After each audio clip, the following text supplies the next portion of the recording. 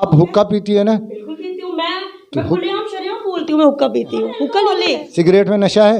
Obvious है। तो जब आप बोल रहे सिगरेट में नशा है, हुक्के में नशा नहीं है? क्लब में बिकता है, ठीक है, उसे बड़े बड़ी महान हस्तियां पीती हैं, बड़े बड़े महान नेता उसे पीते हैं। अब आप क्या कहना चाहते हैं? क्या क्या नशा करते हैं आप? मैं वही चीज़ का जवाब दे रही नाजरीन, हूँ। VNN में आपका स्वागत है। इस वक्त हम जम्मू से आपसे जुड़े हैं और अब इस वक्त हमारे साथ एक हीरोइन है। नाम तो सुना होगा, सुर्खियों में काफ़ी नाम कमाया इन्होंने।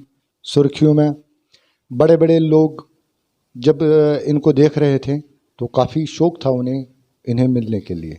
आज VNN के प्रोग्राम में ये आई है हीरोइन हमारे साथ, पल्लवी शर्मा। सुर्खियों में कैसे रही, तो नाजरीन आप जानते हैं आज हम पल्लवी शर्मा से बात करेंगे। पल्लवी जी, सबसे पहले हम आपका वेलकम करते हैं। थैंक यू सो मच कि VNN जी की तरफ से मुझे आज ये खास मौका मिला है कि मेरी आपके साथ आज बातचीत होने वाली है, तो शुक्रिया। तो हमें बताओ, काफ़ी सुर्खियों में आपने नाम कमाया है, कभी जो है आपकी कोई तारीफ़ करता है, कोई ऐसे बोलते हैं कि इनके ऊपर इस कदर के इल्ज़ामात है, तो कैसा लग रहा है आपको इस सुर्खियों में इस कदर आना? मुझे काफ़ी अच्छा लगता है क्योंकि जो मेरी कमाई हुई जो अपनी रिस्पेक्ट है, कुछ भी है, वो मेरे माँ बाप की दी हुई रिस्पेक्ट है, मैं उसकी इज़्ज़त करती हूँ। और लोगों की बात की जाए तो लोगों के लिए दो ही शब्द है मेरे पास कि कुछ तो लोग कहेंगे, लोगों का काम है कहना, और ख़ुद के लिए एक बात यही है कि जब हाथी चले बाज़ार तो कुत्ते भौंके हज़ार। तो मुझे इन इल्ज़ामत से ना कभी कोई फ़र्क पड़ा ही नहीं। जब मेरे माँ बाप मेरे साथ हैं, ऊपर वाला मेरे साथ है, तो मुझे कामयाबी के रास्ते में कोई भी नहीं रोक सकता। तो इन लोगों की बातों को तो मैं मतलब कि नज़रअंदाज करते हुए हमेशा अपने काम पे फोकस करती हूँ। तो मुझे कभी फ़र्क ही नहीं पड़ा इन लोगों की इल्ज़ामात से। और हाँ, इस चीज़ से मुझे ये बूस्टअप ज़रूर मिलता है, जो लोग मुझे कभी गलत इल्ज़ाम से पेश करवाते हैं, सबके सामने नज़रअंदाज करवाते हैं कि आज पल्लवी जी ये कर रही हैं, वो कर रही हैं। कभी मेरे कपड़ों पे, ड्रेसिंग सेंस पे मेरी बात उठती है, कभी किसी चीज़ को लेके उठती है, कभी मेरे बाहर जाने से बात उठती है।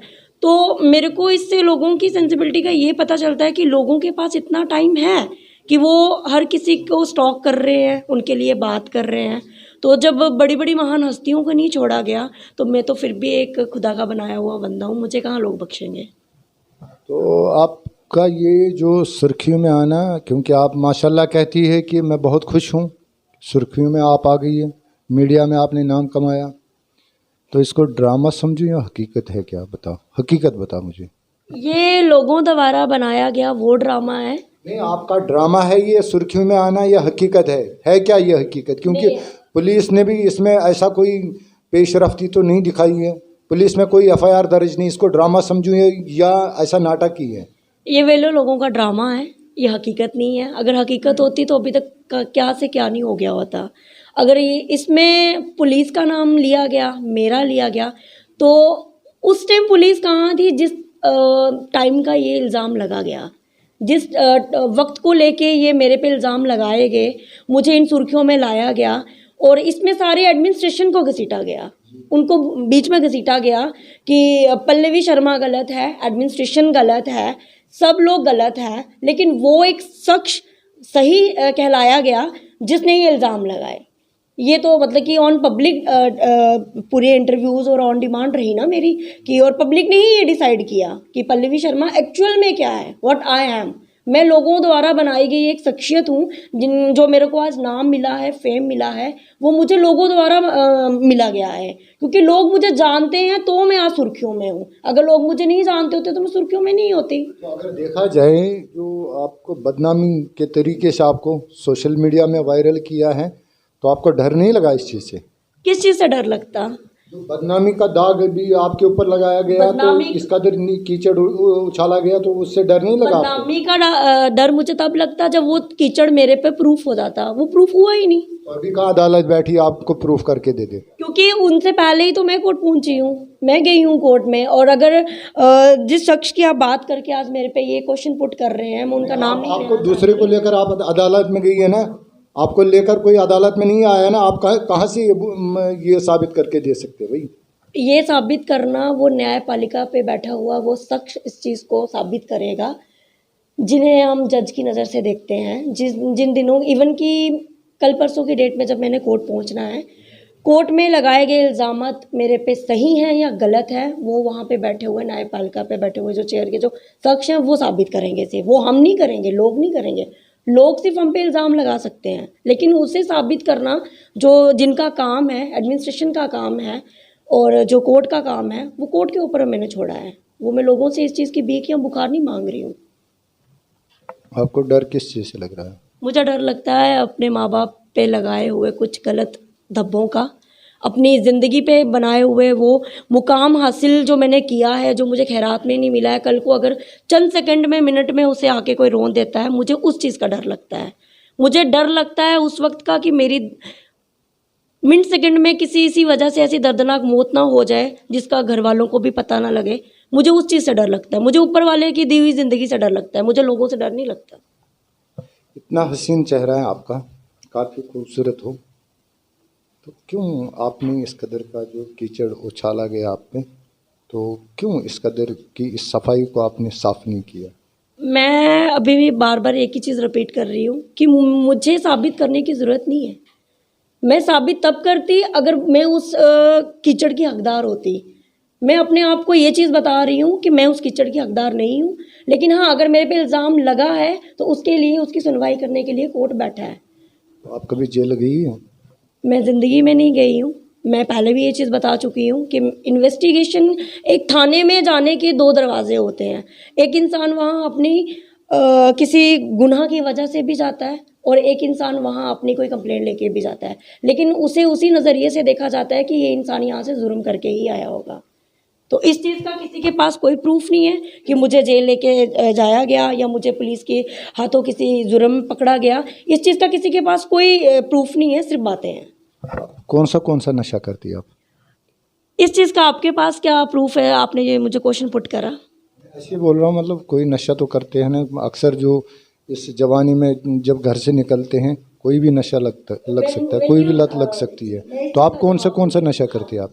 सुनिए, when you don't have to proof ना, you don't have to write कि आप। तो मैं जज नहीं हूँ ना, मैं जज नहीं हूँ, जज नहीं हूँ। जैसे आपके ऊपर आरोप लगे हैं ना, मैं वही सवाल आपसे पूछ रहा हूँ। मैं उसी चीज़ क्या क्या नशा करते हैं आप? मैं वही चीज़ का जवाब दे रही हूँ कि नशा करने वालों को अगर देखा जाए तो हुक्के को भी नशा गिना जाता है, बट हुक्का इज़ लीगल। हुक्का पीना इलीगल काम नहीं है, वो लीगल है। वो एडमिनिस्ट्रेशन द्वारा धब्बों से बनाया गया एक क्लब में बिकता है, ठीक है। उसे बड़े बड़ी महान हस्तियाँ पीती हैं, बड़े बड़े महान नेता उसे पीते हैं। अब आप क्या कहना चाहते हैं, जो क्लबिंग में जाके हुक्का पीते हैं वो नशेड़ी हैं? अच्छा, आप सिर्फ हुक्का ही पीती है और कुछ नहीं? ऑब्वियसली बात है, और कुछ नहीं है नशा? ऑब्वियसली बात है। You have to prove. तो कैसा मज़ा आ रहा है हुक्का में? हुक्का जो आप इस्तेमाल करते नहीं, आप हुक्का पीती है ना? बिल्कुल पीती हूँ मैं खुलेआम शरेआम बोलती हूँ, मैं हुक्का पीती हूँ। हुक्का लीगल है। तो मैं कहाँ बोल रहा हूँ, वो तो नशे में ही है ना, और क्या नशा है? उसमें कहाँ से नशा है? हुक्का में नशा नहीं है। Not alcoholic. सिगरेट में नशा है? ऑब्वियस है। तो जब आप बोल रहे सिगरेट में नशा है, हुक्के में नशा नहीं है? मैं इस वजह से बोल रही हूँ, सिगरेट में पीती नहीं हूँ, लेकिन बड़े बड़े अक्षरों में वेल एजुकेटेड पर्सन वहाँ लिखा होता है कि smoking is a injurious to health. That mean उसमें कुछ गड़बड़ी है तभी लिखा है। हुक्के पे तो कहीं मेंशन नहीं किया गया ना। चलो, यहाँ का अलग हुक्का होगा। तो आगे बढ़ते हैं। आप किस चीज़ का हुनर रखती है? मैं हुनर रखती हूँ कि मैं अपना जो मुकाम है ज़िंदगी में, बढ़ती उम्र के साथ साथ उसे कभी ढलने नहीं दूंगी। आगे जो भी लाइफ में मुझे अचीवमेंट्स मिलेंगे, मैं उसे ज़रूर कोशिश करूँगी हासिल करने के लिए, ताकि मैं अपने जम्मू कश्मीर को रिप्रेजेंट कर सकूँ किसी ना किसी सुर्खियों की वजह से। तो हमें बताइए, क्योंकि माशाल्लाह आप बहुत खूबसूरत है, बहुत सारे दीवाने होंगे, आपकी शादी कब होएगी? मेरी शादी भी हुई नहीं, आई एम अनमैरिड। होनी कब है? आपकी शादी कब होनी है? ये डिसीज़न मैंने अपने माँ बाप के हाथ में दिया है, लेकिन मेरे माँ बाप जब भी मुझसे पूछते हैं तो मैं उन्हें यही आगे से जवाब देती हूँ कि मैं अभी इस काबिल बनी ही नहीं हूँ कि मेरी आप शादी इस टाइम करवा सकें।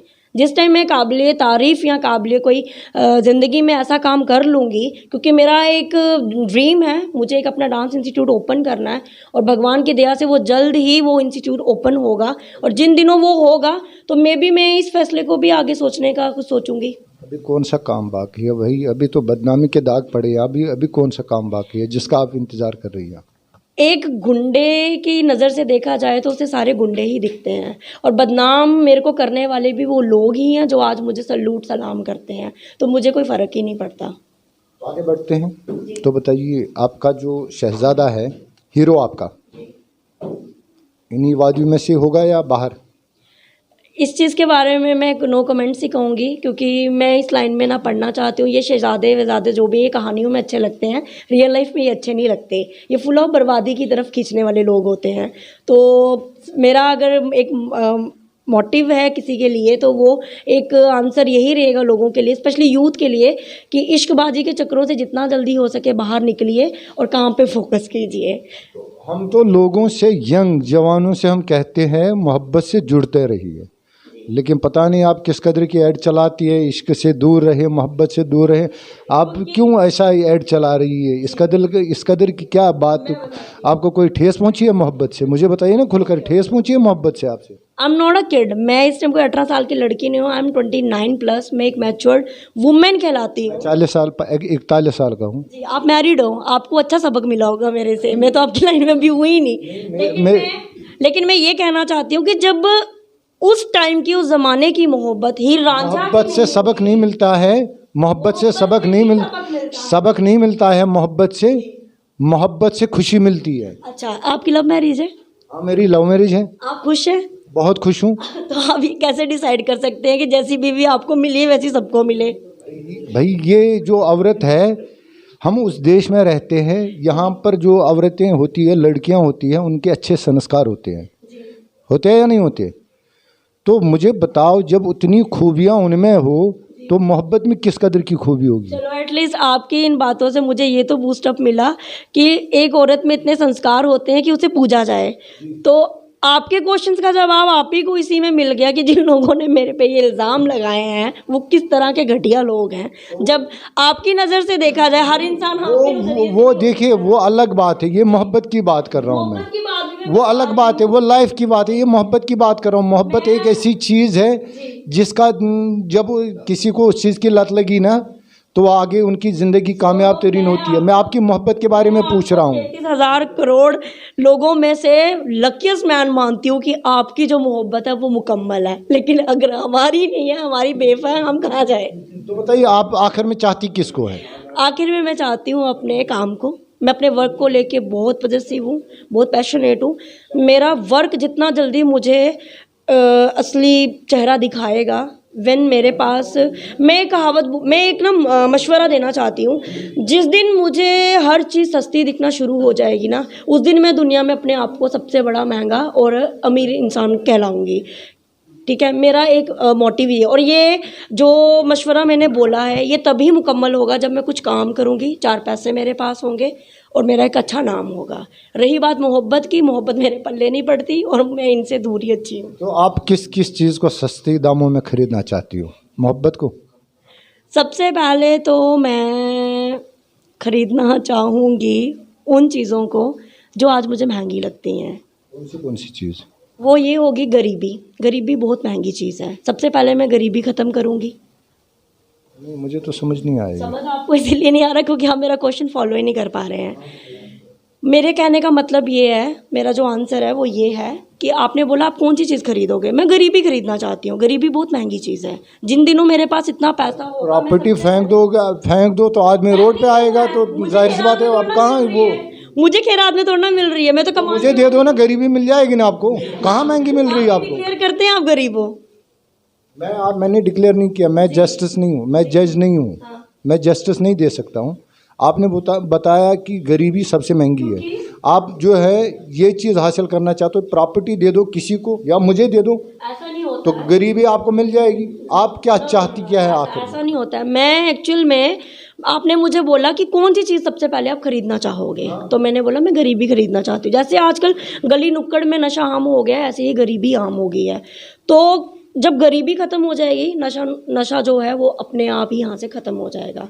आज के टाइम पे सबसे ज़्यादा नशा वही लोग कर रहे हैं जिन लोगों के पास काम धंधा नहीं है, घर में वेले बैठे हैं, जो लोगों की बातें यहाँ की वहाँ सुनते हैं, और वो लोग वही कर रहे हैं जो बिल्कुल बेरोज़गार है। तो बेरोज़गारी मुझे ख़त्म करनी है, मुझे उन पैसों से उन लोगों को काम पे लगाना है, मुझे वो गरीबी ख़त्म करनी है। मुझे गरीबी वो ख़त्म नहीं करनी थी जो रास्ते पे पैसा मांगते कुछ भी, वो भी बेरोज़गार। सरकार चलाने जा रही है। चलो सरकार समझ लो, मेरे लिए इससे अच्छा क्या होगा, मैं एक अच्छा नेता कहलाऊंगी, मोदी जी की चेयर पे बैठूंगी। वाह, उसके लिए तो आपको जो है ना नेता वाली पार्टी ज्वाइन करनी पड़ेगी। अभी बैठी है, अभी नई पार्टी आई, अपनी पार्टी आई है। 2017 में मैं नेशनल सेक्रेटरी रह चुकी हूँ और अभी स्टिल हूँ। किस पार्टी में? शक्ति पार्टी से हूँ मैं। रामविलास पासवान जी, वो तो गए नहीं, वो तो गए। चिराग पासवान है, संजय सराफ जी हैं, अभी कहाँ गए? अभी तो उनकी पार्टी का वजूद अभी बनेगा, अभी रामविलास पासवान तो इस दुनिया से चले गए ना, मैं उन्हीं का नाम बोल रहा हूँ। मैंने बोला वो चले गए। लेकिन मुझे बनाने वाले जो हैं वो अब मेरे नेशनल सेक्रेटरी के जो ओहदा जो मुझे जिन्होंने दिया है वो अपने संजय सराफ जी हैं। अच्छा। वो रामविलास पासवान जी नहीं। अब तो उनकी प्रेस कॉन्फ्रेंस थी, उसमें मैंने आपको नहीं देखा है। क्योंकि अभी इस टाइम पार्टी जो मैंने बताया आपको, आप मेरे पहले आंसर्स को ध्यान से सुनिए कि 2017 में मैंने ये पार्टी ज्वाइन करी थी और स्टिल अभी भी है, लेकिन मैं अभी इस पार्टी का जो ओहदा है वो नहीं चला रही हूँ। 47 नंबर वार्ड से मैं नेशनल सेक्रेटरी की पोस्ट पे खड़ी हुई थी। चलिए आगे चलते हैं। अब आपकी लाइफ के बारे में पूछेंगे, आप किस कदर अपनी ज़िंदगी को आगे बढ़ाना चाहती है, क्योंकि आपके माजी के बारे में हम कुछ सवालात किए हैं। अब आगे बढ़ते हैं इस चीज़ को कि आपकी कामयाबी कहाँ पर नज़र आ रही है आपको। तो बताइए पल्लवी जी, आपकी कामयाब तरीन लाइफ कहाँ पे नज़र आ रही है आपको? मैं अगर बात करूं तो मैं अपने आप को आर्टिस्ट कहलाती हूं। 2004 से मैंने ये आर्टिस्ट लाइन अपनी ज्वाइन करी थी, जिसमें मैं डांस लाइन मैंने पकड़ी थी और मैंने काफ़ी अच्छा इसमें जो डांस आता है आपको? आप देखेंगे? हाँ देखूंगा, अभी देखूंगा ना, मुझे बताइए हाँ या ना। जी बिल्कुल आता है। बॉलीवुड में क्या इरादा है जाने का? नहीं बिल्कुल नहीं, मुझे उस डर लगता है? डर नहीं लगता मुझे, लेकिन वो जगह मेरे लिए बनी नहीं है। तो आपकी जगह, आपके लिए कौन सी जगह? यही जगह? जगह जो बनी है वो मेरा जम्मू कश्मीर है। तो यार बॉलीवुड में आ जाओ ना, क्यों डर रही है बॉलीवुड में जाने के लिए? आप हो क्या है बॉलीवुड से? हाँ मैं रहकर आया हूँ, बम्बई में 9 साल गुजारा हूँ, उसके बाद भी कई साल जो है ना आता जाता रहा हूँ। तो बॉलीवुड में कोशिश करो भाई। बॉलीवुड को जो लोग जिस नज़रिए से देखते हैं ना, वो कहते हैं ना हर चीज़ चमकने वाली सोना नहीं होती, वैसे भी हर वहाँ का इंसान वहाँ रहने वाला सक्सेस नहीं है। अगर आप वहाँ पे रह के आए हो ना, आप किसी वजह से वहाँ रह के आए हो, आपने वहाँ पे टाइम जो दिया है वो आपने उस तरीके का नहीं दिया है जैसे वहाँ के लोग मतलब वहाँ पे टाइम निकाल रहे हैं। वो हमें देखने में अच्छे लगते हैं, लेकिन जो अंदर की उनकी घुटी हुई लाइफ है ना, वो उन्हें हम फील नहीं कर सकते। मैं उस वजह से बोल रही हूँ। मैं कब कह रही हूँ कि जिनको बॉलीवुड जाना चाहिए वो जाए, मैं कब रोक रही हूँ, लेकिन मुझे नहीं जाना है, ये मेरा अपना डिसीजन है। पल्लवी जी, लास्ट में हम आपसे जानना चाहें, आपकी रेजिडेंस है कहाँ पर? किस चीज़ के? सॉरी मुझे आपका। आप रहती कहाँ पर है? अच्छा मेरा कौन सी? residence? हाँ कौन सी शहर में और किस स्टेट में आप रहती है आप? मैं जम्मू से हूँ और मेरा जो घर है वो न्यू नरवाल कासिम नगर में है। पूरे स्टेट का नाम लो ना, आधा ही क्यों ले रही हो? मैं जम्मू कश्मीर से हूँ और मैं नरवाल कासिम नगर में रहती हूँ, लेकिन स्टिल अभी प्रेजेंट की बात की जाए तो मैं जम्मू में हूँ। जम्मू कश्मीर आप घूमी है? कश्मीर में बहुत कम घूमी हूँ, लेकिन जम्मू में कौन सी जगह? कश्मीर में मैं डल लेक गई हूँ। वहाँ हमारा काफ़ी 2011 में एक एग्जीबिशन राउंड था, वहाँ पे हम उसके ज़रिए गए थे और उनके ही थोड़े दिनों के बाद जब मैं जम्मू वापस आई थी तो वहाँ फ्लड आ गया था, उसके बाद मैं गई ही नहीं। अच्छा, क्यों डर लग रहा है आपको वहाँ पर जाने के लिए? ऐसी तो मतलब कोई बात तो है ही नहीं।